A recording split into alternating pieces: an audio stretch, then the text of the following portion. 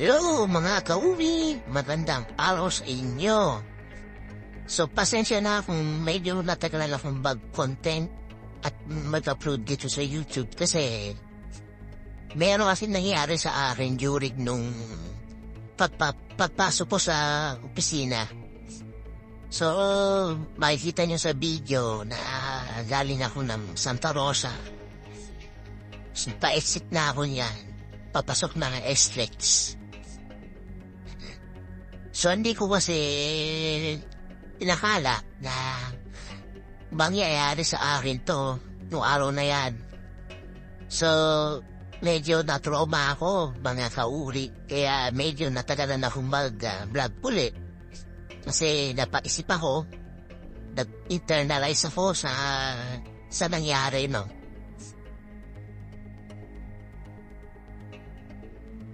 Yun, so, iniisip ko nga noon kung i-upload ko ba to sa YouTube para ma-share ko sa inyo.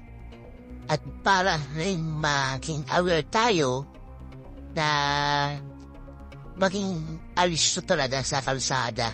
Lalong-lalo na sa mga may truck na kasabay sa daan. Kasi hindi mo ini-expect talaga na meron pa rin mga matatigas ang ulo na hindi sumusunod sa batas trapiko, lalong-lalo na sa expressway. Kasi alam naman natin na bawal sila sa lane 1. Hindi na sila pwedeng mag-overtake dyan. So guys, bago kong ituloy yung kwento, ayan, meron akong nakita Harley Davidson, ganda ng kanyang motor, no? So, yun lang. Lang ako doon sa motor niya kasi ganda classic eh. Kaya, na-interrupt ako sa aking kwete. So, yun, balik tayo doon sa kwento, no? Yun nga, medyo nadaalan pa nga ako kung i-upload ko nga ito, no? Dahil nga, niisip ko ba kung magpapaviral ba yung video na to o hindi? Uy, tanda mo, no? Sana big bike, ride safe po yan. Diba? Actually, yung time na ini-edit ko sa CapCut 2. Ano ba ang gusto kong mangyari? Bakit ko i-upload to video na to? Dahil ba gusto kong mag-viral tong video? O para i-share sa inyo kung ano yung pwede mangyari sa inyo sa may mga kamoteng rider, lalo-lalo na yung mga bus, para maging tayo, alis to, diba?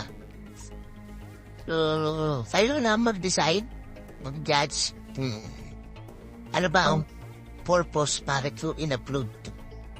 Pero para sa akin, na-upload ko to para maging aware tayo, hindi tayo maging overconfident sa pagdadrive natin.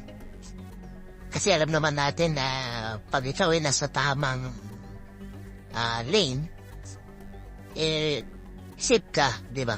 Napag-aralan yan sa driving school. So ayun na nga guys, yung bus na tinutukoy ito, yung pinapransya na yan. So, binabaybay ko yung Osmeña Highway. So, makikita nyo. Bigla siyang nakakaliwa para mag-overtake sa lane 1. Hindi marinig sa video na nagpot tapos nagdadaan nag-passing lane. Pero hindi pa rin yan. Yan.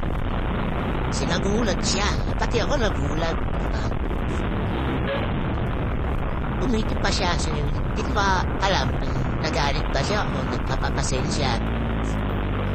So, pumaling ako sa lane 2. Wala siya gusto kong sumene sa kanya yan eh.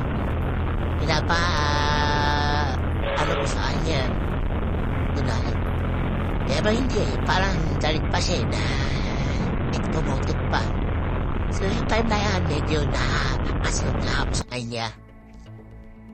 So yun guys, so yung clip dyan na inintay ko talaga siya mag-overtake. nagbagal ako. Kasi gusto ko talaga sa Menyas eh. Kaso hindi, parang natakot yata. At nagbagal siya doon sa likod. So hinintay ko talaga siyang mag-overtake sa manabas.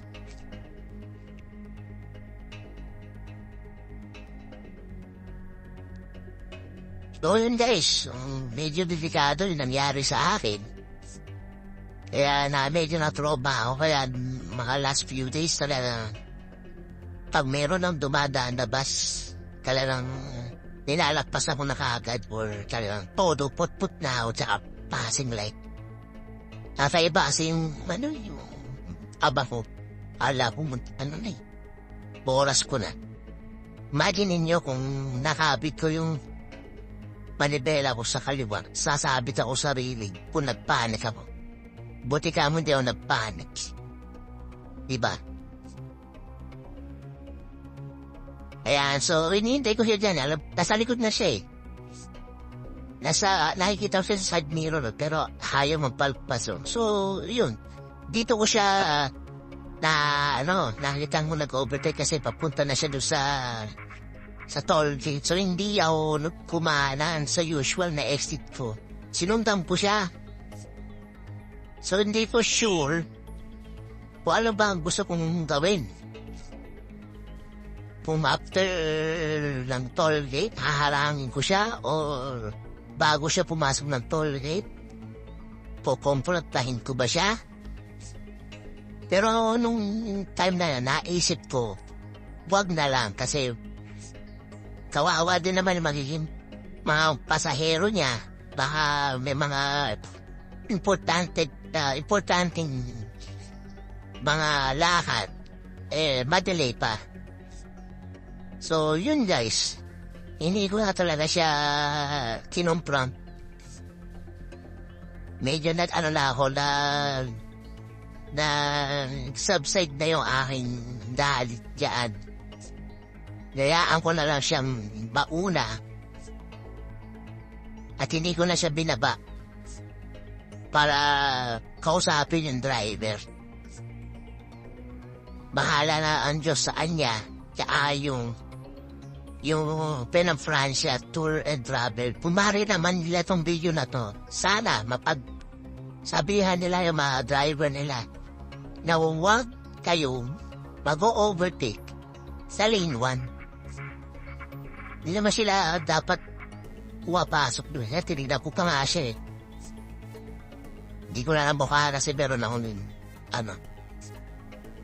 May kasunod na sasakyan sa likod ko. Makikita nyo, umiiwas na siya. Nag-second lane siya kaagad din eh. Diba? At kahit siya ng lane dyan, ayaw niya tumabi sa akin. So, yun guys. So, hopefully, itong video na to, matulong sa inyo. Maging aware, no? Huwag maging overconfident sa kalsada. Lalo-lalo na pag may katabi tayo, mga malalaking sasakyan. Tulad ng bus. Yun lang. So, drive safe para sa lahat. Bago bumiyahe, magdasal. At manalangin sa Diyos para lagi tayong safe sa ating biyahe. Salamat mga kauri at God bless sa inyong lahat. Salamat po.